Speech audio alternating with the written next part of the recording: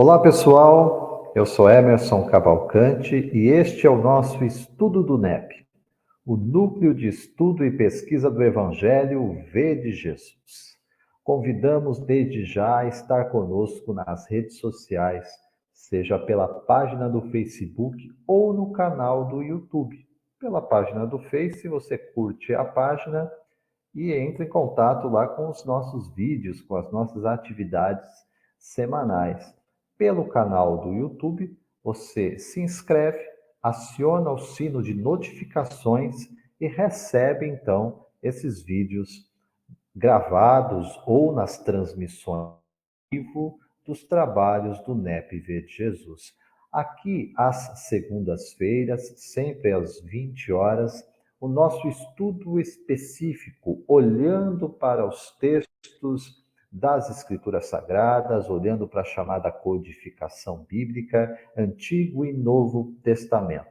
Nesse ano de 2023, nós iniciamos uma jornada, estamos em trânsito, estamos em peregrinação em uma das cartas de Paulo, a conhecida Carta aos Romanos, na nossa série que aqui intitulamos Romanos verso a verso. E hoje a nossa lição, ainda dentro daquela introdução, Paulo está se apresentando, né? Ele é o remetente dessa carta e esta carta tem um destinatário especial. É a comunidade cristã em Roma. Então, percorremos aqui 6 versos, né? Estamos, portanto, aqui no nosso 7º episódio dessa série Romanos verso a verso, e vamos olhar então para o nosso texto base, que é Romanos, capítulo 1, verso 7. Eu peço aqui então, para que você que tem a sua tradução, qualquer que seja, eu estou aqui adotando a João Ferreira de Almeida, às vezes uso a Bíblia de Jerusalém, posso usar outras traduções sem problema algum. Se você assim desejar, pode abrir então sua tradução bíblica e acompanhar conosco esse breve verso, que é o de número 7 do capítulo 1. O que Paulo está ditando ali? Um pensamento que está sendo, portanto, grafado na carta aos Romanos. Verso 7 ensina o seguinte: a todos os que estais em Roma, amados de Deus, chamados santos. Graça e paz de nosso Pai, de Deus nosso Pai e do Senhor Jesus Cristo. Verso 7, capítulo 1 da carta aos Romanos. Lembrando o contexto, né? Porque aqui está se encerrando, como eu disse, a apresentação, a introdução, tendo ali, portanto, o destinatário, a mensagem, né? Antes o remetente, que é Paulo. Paulo que se apresenta ali como servo de Jesus Cristo, como chamado para apóstolo, como separado para o Evangelho de Deus. Aí ele apresenta, né, qual que é a mensagem? Acerca do quê? A respeito de quem trata esse Evangelho de Deus. Aí nos apresenta a figura daquele profeta aguardado, prometido, anunciado nas antigas escrituras, dizendo que é um descendente de Davi, a carne, mas segundo o espírito de santificação, quer dizer, aquilo que vem do alto, segundo a sua pureza, a sua qualificação enquanto espírito puro, superior, conectado diretamente a Deus, ele anuncia então aqui Jesus como este filho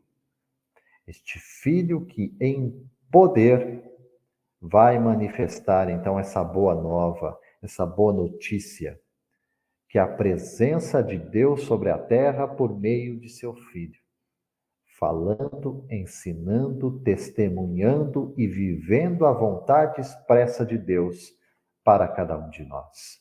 Comunidade de espíritos imperfeitos que somos, necessitados de sermos provados, de ter as nossas expiações num sentido reparatório para a regeneração das nossas almas.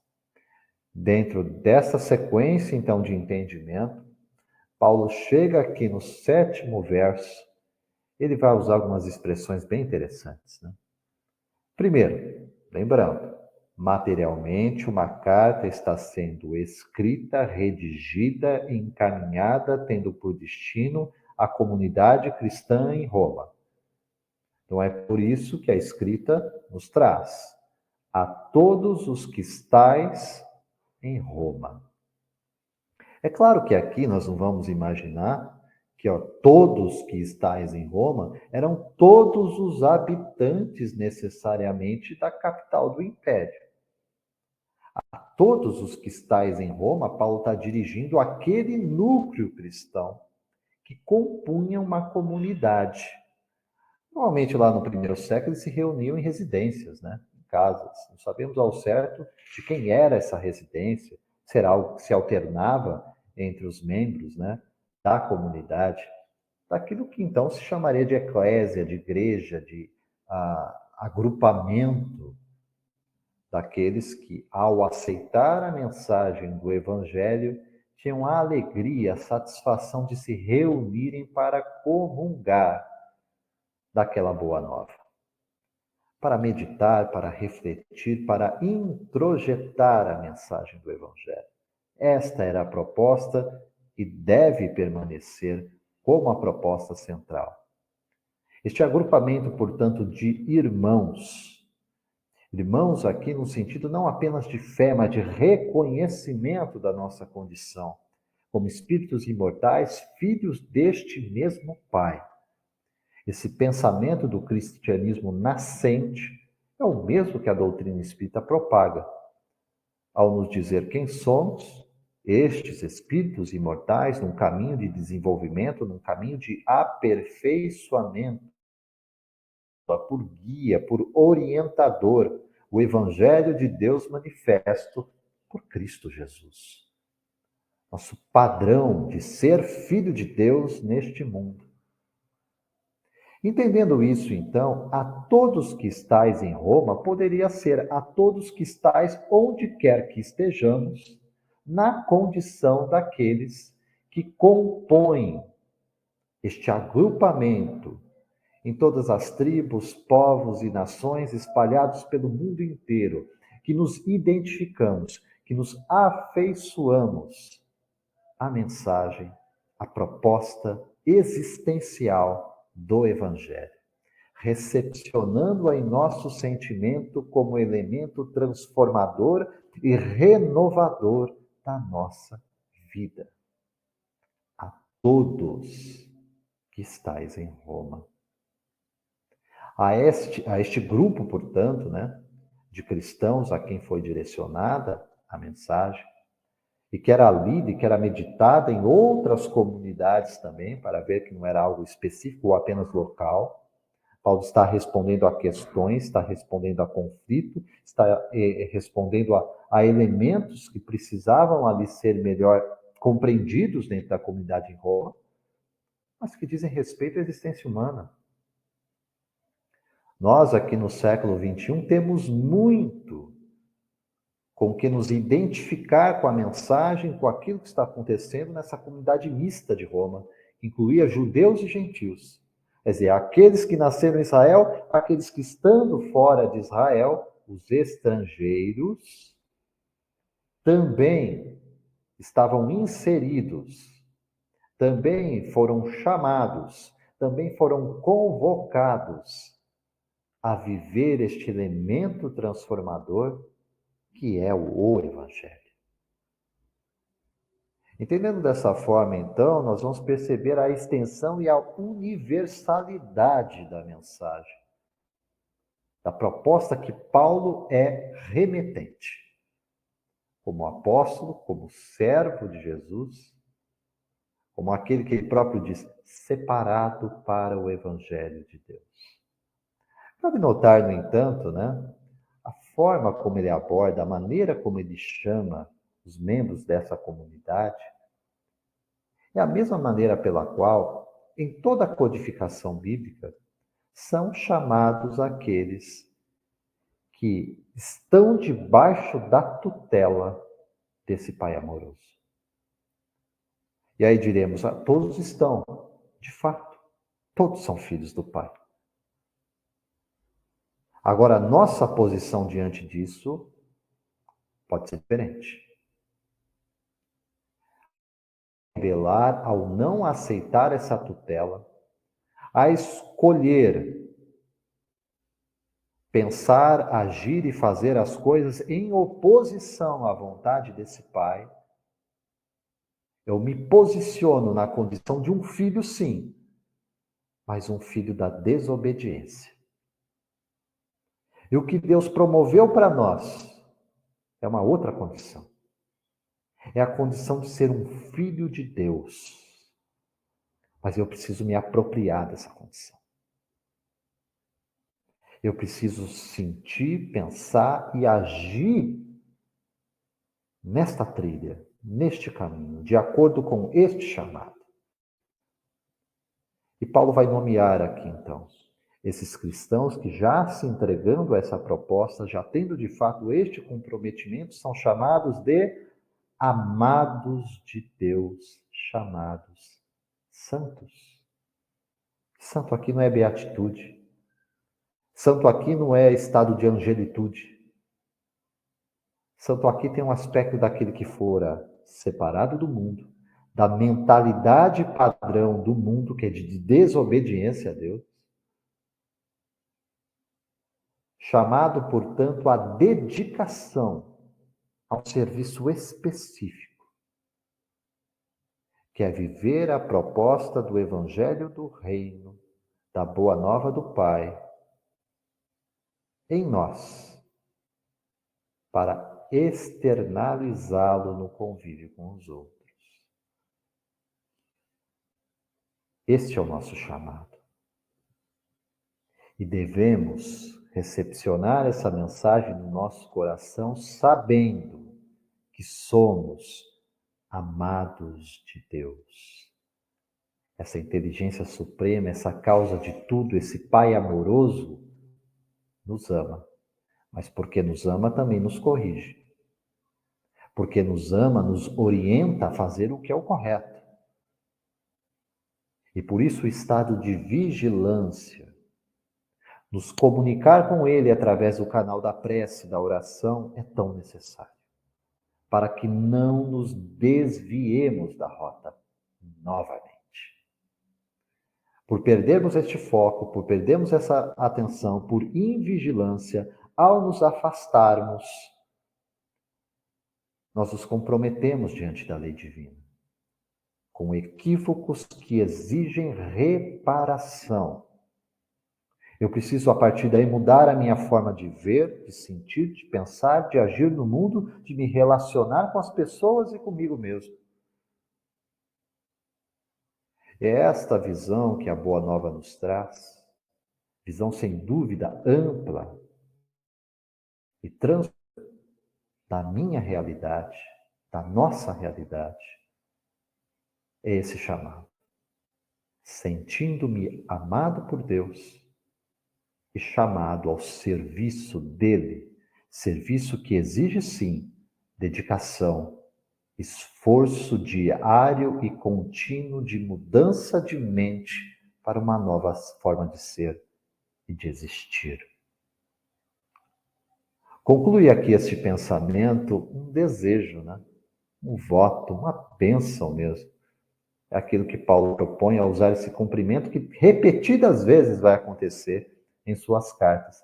Ele termina nos dizendo: graça e paz de Deus nosso Pai e do Senhor Jesus Cristo. Não é aquela que encontramos no espaço da ociosidade, na condição que às vezes pedimos dessa paz que não constrói, dessa paz que nos mantém inertes. Não. A paz que vem de Deus, a paz que vem do Cristo, a graça que do Pai emana em nosso favor, portanto, sendo um acréscimo diário de misericórdia divina para as nossas vidas, é isso que Paulo está desejando. À comunidade em Roma, estendendo isto a toda a cristandade. Somos, portanto, tutelados, amados, amparados, consolados e recebemos graça e paz. E graça e paz não de qualquer um, do Ser Supremo, de Deus nosso Pai e do nosso Senhor, daquele que deve governar a nossa existência, daquele que deve nortear o nosso caminho, transformar a nossa vida, Cristo Jesus.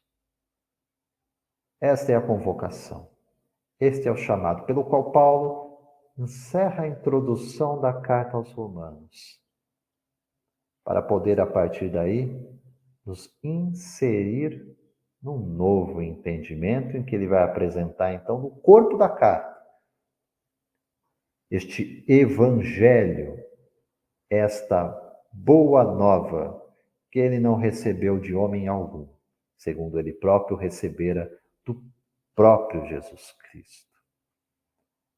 O pensamento que emana nas cartas de Paulo, olhando aqui especificamente no nosso estudo em Romanos, devemos identificar dessa forma. É o pensamento do Cristo a emanar, a alcançar aquele grupo apostólico, os seus discípulos, os alunos, e a irradiar para todos aqueles que ainda hoje, passado tanto tempo, sim, esse evangelho não mudou. Deus é o mesmo Deus amoroso, justo. E Jesus é o nosso governador, o nosso tutor.